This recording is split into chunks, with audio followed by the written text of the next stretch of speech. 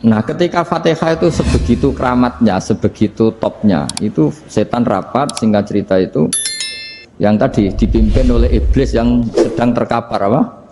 Terus tali obatnya nggak ada, cuma dia shock karena ada surat yang turun yang melafatkan itu pasti selamat dari apa? Neraka. Nah ini gimana saran Anda? Terus sarannya adalah bikin orang-orang itu lupa, tidak baca Fatihah. Nah ini rapatnya iblis. Idzabu wajtahidu hatta tufilu qulubahum hatta la yaqulu hadis surah. Kala yuksiru qira'ataha wa la yakunu lahum ajrun wa thawabun bal yakunu lahum adzabun wa iqabun. Kemudian yang terakhir saya beri ijazah tentang Al-Fatihah ya, karena ini surat yang populer. Kalau saya ijazahi Quran 30 juz pasti sampean nggak hafal. Atau ijazah surat Baqarah, kalau mau Baqarah mau. Ijazah surat Baqarah mau 2 juz setengah. Mau Mas Asep? Ya Fatihah aja yang gampang ya. Nah, udah. Ya kulhu Fatihah ini paket ringan ini. Tapi pahalanya apa? Besar. Ini beda ya, artinya selama ini mungkin Anda baca tapi monoton ya. Tapi ini saya bacakan teks aslinya tentang istilahnya itu mazaya itu kelebihannya Fatihah. Saya baca Arabnya dulu, nanti ini terakhir ya, ijazah tadi kan saran-saran umum tentang sosial ya, pokoknya jadikan kebaikan itu punya nilai sosial yang baik lah. Jadi nanti orang yang nggak amanah nggak laku ya, calon bupati, gubernur, presiden yang nggak amanah juga nggak laku. Begitu juga kiai yang tidak amanah juga nggak laku, suami yang nggak amanah juga nggak laku, istri yang nggak amanah juga. Sehingga kebaikan ini jadi nilai sosial yang dalam tanda kutip sudah keniscayaan. Yang diinginkan Allah itu seperti itu, bukan kebaikan yang dipaksakan karena kekuatan negara. Maksudnya kalau bisa kebaikan itu tidak usah dipaksakan. Memang satu apa ya, sudah satu kebutuhan. Kayak cerita-cerita di negara maju itu, bahkan apapun jatuh itu nggak ada yang ngambil apa itu. Makanya gambarannya Mekah Medina kan gitu kan, barang jatuh nggak ada yang berani apa ngambil. Itu saking sudah jadi sistem. Sehingga banyak negara di Eropa itu yang sampai nggak punya tentara, nggak punya polisi karena kebaikan itu sudah. Nah kita kan masih capek, polisinya aja capek apalagi masyarakatnya, karena ya apa ya, kebaikan itu belum jadi nilai apa bersama. Nah kita selain ditopang negara, ada polisi, ada tentara, itu kita usahakan kebaikan itu jadi nilai apa bersama. Tadi wa'tamiru bainakum bima'ruf. Dan kita punya reputasi yang bagus dalam bab ini. Saya masih ingat kecil saya itu yang jilbaban hanya keluarga kiai. Sekarang rata-rata masyarakat itu jilbaban. Dulu yang sekolah SMP, SMA itu jilbaban kadang dulu malah dilarang ya, harus sama seperti itu seragamnya. Sekarang sudah boleh dan nyaman. Lama-lama yang dapat simpatik ya yang pakai pakaian model tertutup seperti itu. Lama-lama gamane cara wong golek mantu ya golek yang seperti itu daripada yang blodor. Lama-lama jadi nilai bersama.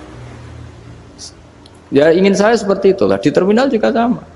Orang mau makan cari warung yang kelihatan ada ayat kursinya, pakai jilbab, atau paling tidak dia nggak mungkin lah nyuguhkan yang tiren atau yang haram. Akan ada garansi sosial, ada apa? Ada garansi apa? Sosial dengan penampilan yang soleh itu kan, masa iya nyuguhkan oplosan babi gitu misalnya itu. Jadi nilai sosial itu harus ya tadi harus benar-benar jadi nilai sehingga negara biar nggak capek-capek. Polisi juga gak capek kan, karena tugasnya corong Jawa mau ngawat-ngawati tok, tapi sudah tidak perlu tegang karena kebaikan sudah jadi nilai apa bersama. Ya, ingat-ingat ya ayatnya tadi, wa'tamiru bainakum bima'ruf. Jadi kebaikan itu harus jadi nilai bersama. Iktimar itu menjadi urusan bersama. Makanya kalau kita rapat besar disebut apa? Muktamar. Muktamar itu urusan bersama. Ya tadi imamnya sholat juga menopang Gojek karena nggak lama-lama nopang Grab, nopang Kernet, nopang penjaga Indomaret, penjaga bensin, pom bensin. Nah dia hanya punya waktu 5 menit terus imamnya baca Baqarah kan. Iya imamnya mursyid, mungkin dia tambah lama tambah dapat aplaus dari muhibbinnya, tapi makmumnya Dia tambah lama dapat penghormatan dari pecintanya, tapi kitanya wah khusyuk wali kan, dia dapat status naik lah. Kita yang sudah tidak ikut jadi wali diganggu apa pekerjaannya. Kalau ada imam seperti itu sampai mufarokoh saja, niat ya Allah sampai sini saja, saya makmum orang itu, silakan orang itu punya urusan sendiri dengan jenengan, ya sudah, atau salib saja apa. Nah, itu boleh kalau dalam fikih namanya apa, mufarokoh. Mufarokoh itu niat, tapi kamu jangan langsung selonong mufarokoh, niat dulu pamit sama Allah bahwa sekarang mau mufarokoh.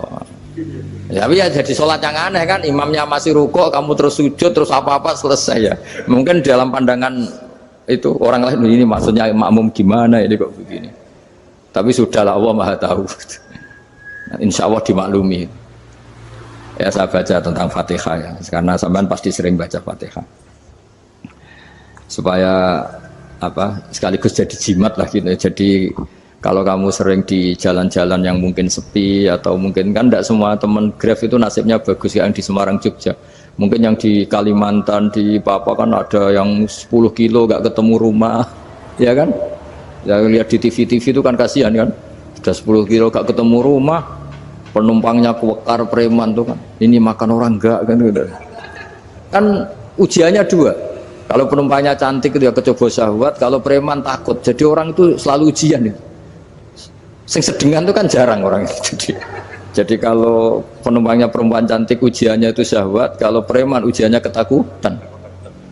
Kalau orang yang lemah bawa uang ujiannya kamu ingin garong. Jadi hidup itu memang semuanya ujian. Liyabluwakum ayyukum ahsanu amala. Makanya saya sering ditanya oleh teman-teman, Gus, nah ujiannya kenal wong wedok elek piye? Sama, kenal wong ayu ujiannya syahwat, kenal wong elek ujiannya ngenyek, itu sama-sama dosa. Syahwat ya dosa, ngenyek juga dosa. Welek keriting untune metu ya dosa, ngomong gitu. Kadang-kadang orang berpikir enak kancanan wong elek gak dosa. Kata siapa? Kancanan wong elek itu ya dosa karena bawaannya ngenyek. Ngenyek itu menyepelekan itu. Makanya saya itu ya nggak mau berteman sampean. Nanti kan bawaannya ngenyek atau seneng ya tidak tahu. Ya sudah, ada takdir saja, kalau ketemu ya tak ulang ngaji gitu. Tapi ini ngaji terakhir, setelah ini ngaji biasa aja, tidak usah resmi gini. Ngaji kok resmi aneh. Pokoknya nanti suatu saat kalau pandemi sudah berlalu saya akan ngaji Rebone, lalu ini ngaji. Ini ngaji yang kurang bagus karena ngatur kiai kurang berkah ini. Nanti tapi ya lumayan lah, masih mau ngaji. Ngaji kok tanggal ini jam ini. Sekarang suatu saat kamu tak panggil, Mas Wahyu datang ke sini jam ini, tidak mesti bisa. Mungkin pas ada acara apa, oh, maaf ke sini pas ngecek pas apa. Gitu. Jadi ya sudah, tapi tak maafkan, enggak apa-apa. Takdir ya. Tak bacakan supaya sampean tahu keramatnya bismillah. Nah, sebelum saya bacakan bismillah Fatihah, tak beritahu tentang ilmu tafsirnya karena ini penting sekali. Fatihah itu dawuhnya Allah, tentu itu dawuhnya Allah. Saya ulang lagi, itu kalam Allah.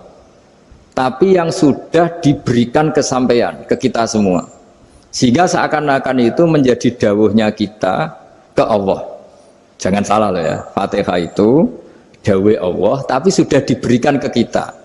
Sehingga posisi kita itu yang punya itu. Nah, kenapa ini perlu dijelaskan? Karena nanti ada kalimat iyyaka na'budu wa iyyaka nasta'in. Kalau itu masih kalam Allah, berarti Allah ngomong ke kamu, ngendikan ke kamu, kepadamu aku menyembah. Masa Allah menyembah kamu? Nah, sehingga ilmu tafsir itu menyelesaikan itu dulu ya. Saya ulang lagi ya, sebelum sampean sering baca Fatihah, aku yakin ya sering baca. Tapi barokahnya tidak paham itu tidak pernah janggal. Enggak paham itu ya penting supaya tidak iskal, tidak janggal. Sebetulnya di kalimat itu ada yang janggal. Kalau Fatihah itu kalimatnya Allah atau kalam Allah, bagaimana dengan kata-kata iyyaka na'budu? Masa Allah ngendikan ke kita, kepadamu kami menyembah? Masa Allah menyembah kita? Maka penyelesaiannya secara ilmu tafsir gimana? Semua ulama mengatakan, bukan satu dua, semuanya mengatakan di Fatihah itu semuanya diberi kawalan kalimat. Saya ulang lagi ya, di Fatihah itu semuanya diberi awalan kalimat qulu, katakan wahai hambaku begini. Ya, katakan wahai hambaku begini. Nah, begini ini pelajaran dari Allah yang sudah diberikan ke kita. Terus kita mengatakan bismillahirrahmanirrahim, alhamdulillahirabbil, termasuk kita mengatakan iyyaka na'budu wa iyyaka nasta'in. Jangan bayangkan Allah ngendikan ke kita. Kalau Allah ngendikan kita berarti gini, hei wahyu ihdinas siratal mustaqim, tunjukkan saya jalan yang benar. Nah nanti kamu terus, ya Allah, Anda aja minta tolong saya minta tolong siapa kan, jadi panjang kan. Ya saya ulang lagi ya, jadi itu di ulumul Quran diterangkan gimana sebelum baca Fatihah ya. Fatihah itu kalamullah, ngendikane Allah, tapi yang sudah diajarkan ke kita dan sudah milik kita, sehingga kalimat itu menjadi milik kita. Tapi ya kalamullah, tetap kalamullah, tapi sudah menjadi milik kita. Udah paham ya? Ya pinter naon. Ya, karena kalau tanpa penjelasan seperti ini, Anda akan iskal. Bagaimana Allah iskal itu janggal? Bagaimana Allah mengatakan iya anak budu? Kan jadi aneh ya? Ya, jadi tak jelaskan secara ilmiah ya. Jadi kata ulama-ulama tafsir, ayat-ayat Quran seperti ini sebetulnya dimulai dari kulu apa? Meskipun nggak dilafatkan. Itu kan sama dengan qul huwallahu ahad Muhammad, katakan kalau Tuhan itu satu. Ya namanya Quran itu kan kalam Allah, membina nabinya, membina umatnya. Makanya dikatakan atau enggak, di sini tersembunyi kata qulu, katakan. Ya. Jadi ya ibarat apa itu? Kamu ngajari anak kamu lah. Le, panggil jenengan bapak kulo. Itu maksudnya anak itu, kalimat itu kalimat kamu, tapi kamu ajarkan ke anak kamu. Terus anak kamu bilang, Pak jenengan bapak kulo. Nah ketika kamu mengatakan jenengan, bukan kamu mengatakan jenengan anakku, berarti anakmu itu bapakmu, kan lucu kan. Anak kamu ajari jenengan bapak kulo, kamu engkau bapak saya. Terus anak kamu mengulang jenengan atau kamu bapak saya. Berarti itu kalimat yang kamu ajarkan, tapi sekarang sudah milik anak kamu. Kalau itu kalimat kamu kan lucu, masa anak kamu bilang bapak. Nah itu seperti itu. Jadi ulama memberi solusi atau jawaban iya karena abudu. Iya itu sebelumnya ada kata-kata kulu, katakan wahai hambaku, hubungan kamu dengan saya adalah katakan iya karena abudu wa iya karena nasta'in. Terus hubungan kamu dengan saya katakan juga dalam doamu ihdinas siratal mustaqim. Jelas ya, jadi itu kalam Allah yang sudah milik kita karena diajarkan Allah untuk kita. Dong ya? Ya dong ya, gak jelas gak. Tapi bagus, gak jelas itu bagus. Kalau kamu jelas gak jadi digrab, jadi gubernur. Min azimi fadliha kasratu asma'iha wa fadail ukhra. Ini cerita dramatisnya surat Al-Fatihah. Qala Abu Hurairah radhiyallahu anhu inna iblisa ranna khina unsitat Al-Fatihah. Jadi iblis itu begitu kesakitan. Ini kitab Abu Abul Farad karangannya Syed Muhammad Alawi, juga kutipan dari beberapa kitab. Yang jelas beliau sendiri juga ngutip dari beberapa riwayat di beberapa hadis. Halaman 1, 2, 3. Ketika Fatihah turun itu iblis kesakitan. Kayak orang sakit gigi lah, tersiksa sisanya karena turunnya surat apa? Al-Fatihah. Artinya kalau Anda baca Fatihah dijiwai, maka Anda melemahkan setan, melemahkan iblis.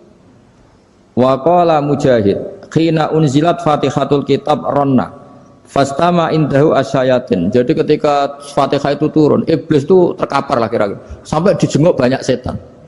Jadi kemana di ICU lah kira-kira gitu kalau sekarang itu, entah COVID entah enggak tahu, pokoknya di ICU sampai dijenguk banyak setan. Enggak tahu bawa apa enggak tahu, pokoknya dijenguk banyak setan. Ono yang nyangoni karena ini apa? Ketuanya apa? Pingsan, sakit. Jadi iblis itu sakit sampai dijenguk anak buahnya setan-setan. Ya semoga kalian semua tidak kenal setan. Kalau kenal berarti teman, apa?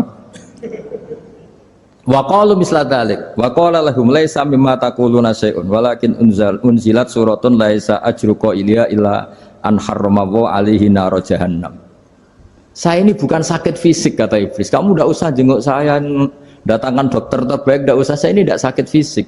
Saya ini sakit karena ada surat yang diturunkan, yang pahala yang melafatkan surat itu pasti selamat dari neraka. Padahal misi terbesar saya ini supaya manusia masuk neraka. Sekarang punya tamengnya. Wah pusing kan? Ya seperti orang lah, goda sampean ternyata sampean setia, itu kan pusing. Nah ternyata tidak setia, itu yang akhirnya ribet kan itu. Jadi iblis itu cita-cita terbesarnya kan semua orang itu masuk neraka. Nah sekarang turun satu surat yang gara-gara surat itu siapapun yang baca dijamin selamat dari neraka. Jadi walakin unzilat suratun laisa ajru qailiha illa an harramallahu alaihi nar jahannam. Karena jadi dia shock lah, kalau orang di Jawa itu bilang shock. Aduh sial nasib saya ini umat nggak bisa saya goda lagi karena punya tamengnya tadi punya. Qad batala kaidukum wa makrukum. Rekayasa kalian sekarang itu tidak ada gunanya semua. Nah, ini alhamdulillah di Indonesia kelihatan kan banyak yang miskin, banyak yang susah. Tapi selagi mereka masih sholat, itu keinginan mencari halal itu masih tinggi.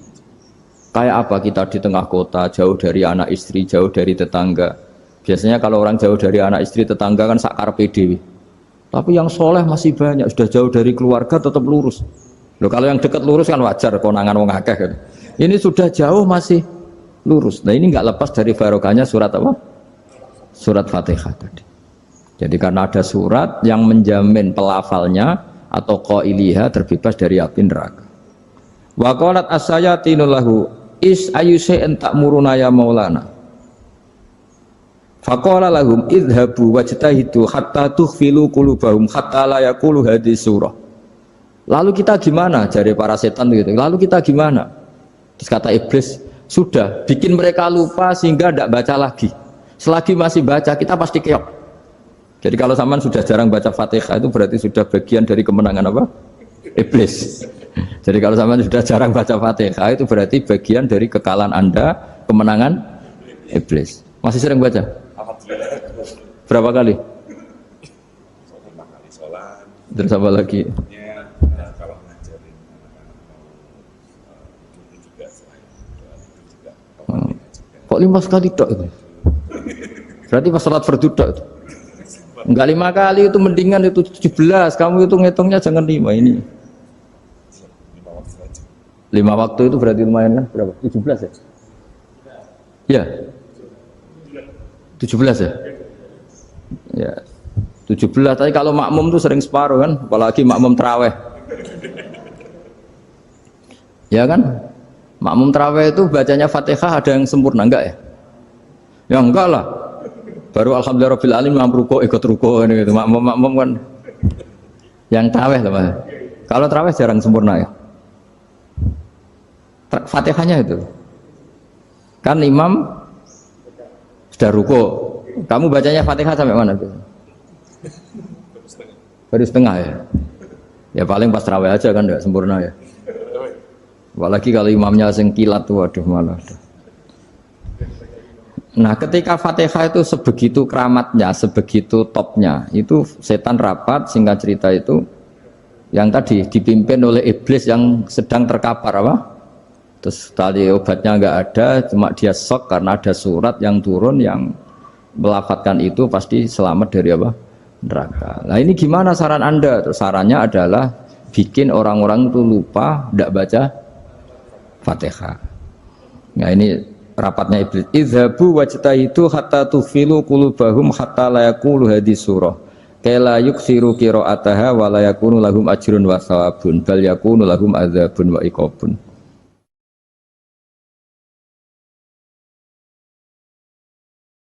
Jadi saya mohon selama ini Anda sudah baca, tapi mungkin hanya rutin saja. Napa rutin saja? Jadi barokahnya ngaji ini kamu punya kekuatan atau punya semangat membaca karena ini surat yang luar biasa. Ibarat gini, kalau sampean tanya, saya juga sering mikir, masa Gus hanya surat kok punya kekuatan seperti itu? Di dunia ini kata Allah, mulai Nabi Adam sampai kiamat, nggak ada yang bisa menandingi kekuatan kalimah. Kalimah itu kata-kata, nggak ada yang bisa menandingi kata-kata. Misalnya Anda nge-grab, berangkat istri cuek, berangkat cuek. Itu beda dengan ketika meskipun satu kalimat, wes Pak, muga-muga dilindungi pangeran, mugi-mugi jenengan selamat. Itu menjadi teduh dan semangatnya luar biasa karena kayak mendapat support. Jadi kira-kira kalimat itu hubungannya kita dengan Allah, Fatihah itu seperti itu. Kamu melafatkan satu kata-kata yang dibenarkan langit bumi, dibenarkan aras, dibenarkan malaikat, dibenarkan semua penghuni di dunia ini. Sehingga tuh efeknya luar biasa. Itu seperti gini ya, kamu cerai sama istri, terus nikah lagi katut babon.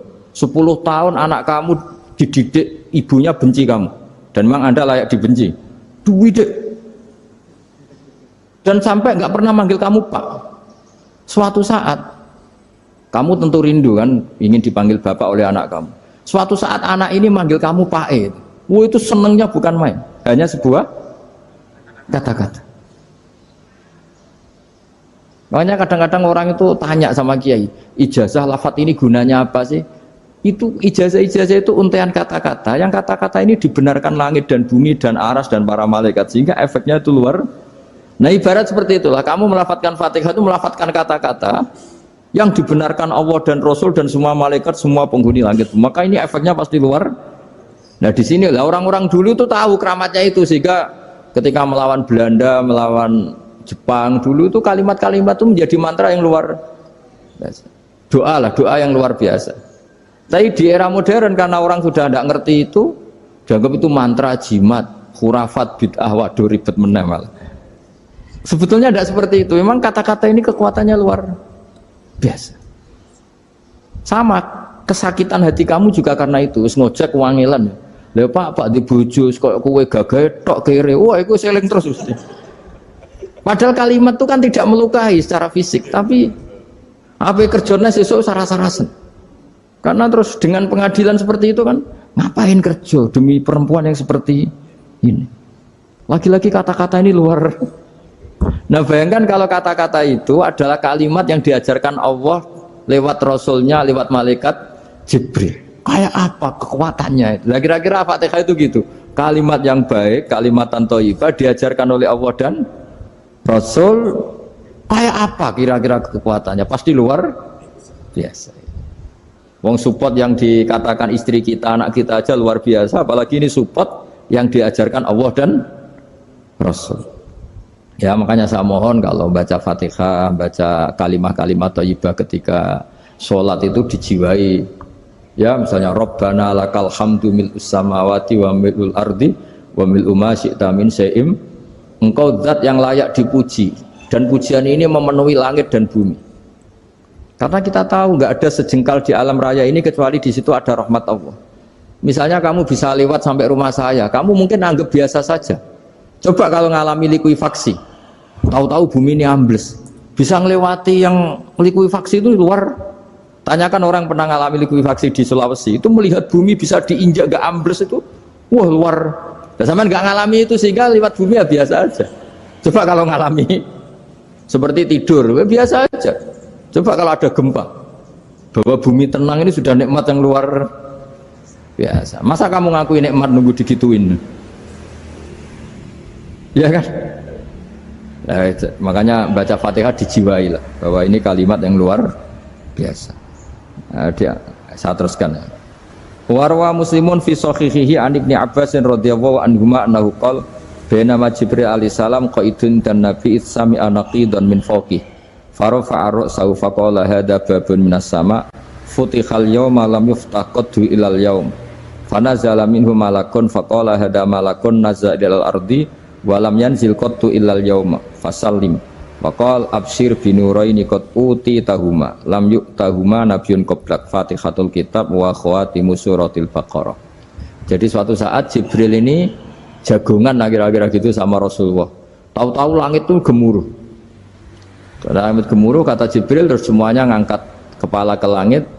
Ini pintu langit baru ini dibuka, yang sebelumnya tidak pernah dibuka seperti ini.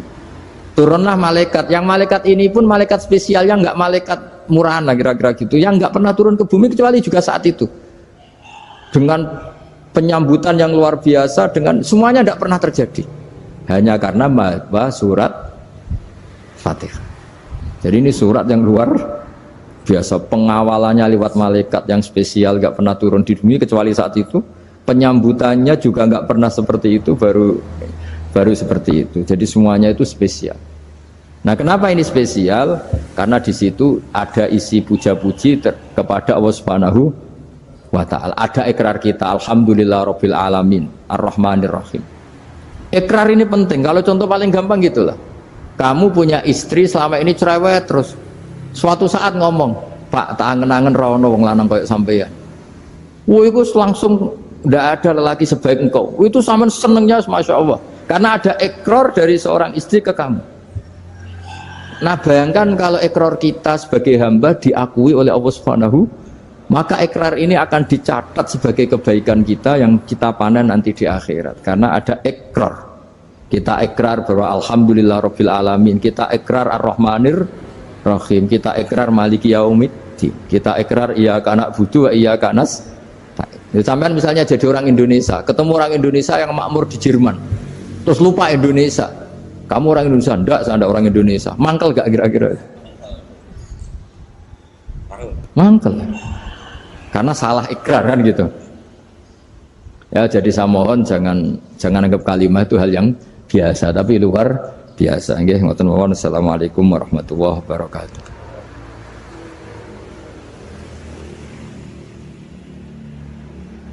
Saya berkali-kali kampanye di mana-mana lah, kampanye dan menganjurkan. Di antara catatan dalam Suhufi Ibrahim wa Musa kan ada kan di Quran itu yang dinamakan lampiran-lampiran wasiatnya Nabi Ibrahim dan Nabi apa? Musa. Itu di antara catatannya begini. Orang yang punya akal itu adalah orang yang bisa menikmati sesuatu yang baik. Misalnya gini, contoh gampang gini. Kamu punya anak pertama atau punya anak yang masih kecil, itu gendong tuh senangnya bukan main, melihat anak sehat tuh senangnya bukan main. Mungkin saat itu banyak orang yang sedang maksiat dengan perempuan nakal atau dengan teman-teman nakalnya yang nganggap seperti itu tidak nikmat. Tapi andaikan ini ditimbang ya ditimbang. Yang maksiat betulan misalnya paling ukuran bahagianya itu 70%. Tapi yang ini, yang nimang anak baru lahir atau masih kecil, corong Jawa ngeloni anak, bisa saja bahagianya itu sampai 100%. Artinya selama ini kesalahan kita adalah nganggep maksiat itu pasti menyenangkan dan taat itu tidak menyenangkan. Makanya saya berkali-kali fatwa, untuk melawan kenikmatan maksiat, orang harus terbiasa menikmati taat, menikmati kebaikan. Jangan kira kita nimang istri nikmat, nimang anak nikmat, ketemu teman yang lama tidak ketemu juga nikmat. Artinya kita akan melewati berjam-jam untuk jagungan sama teman, sama anak, sama istri. Dan itu harus kamu nikmati supaya mengganti tidak berkebutuhan nikmat yang lewat jalur maksiat. Jadi saya mohon sarana-sarana yang menyenangkan itu, yang taat itu kita maksimalkan. Makanya bapak saya itu sering pesen, kowe nak ngaji sing guyon, sing seneng. Nganti wong maksiat itu karena cari kesenangan. Coba kalau kesenangan itu sudah didapatkan saat taat, maka tidak butuh lagi kesenangan yang berbentuk maksiat. Makanya orang-orang wali dulu kalau sudah sholat itu gak bisa berhenti karena merasa nikmat.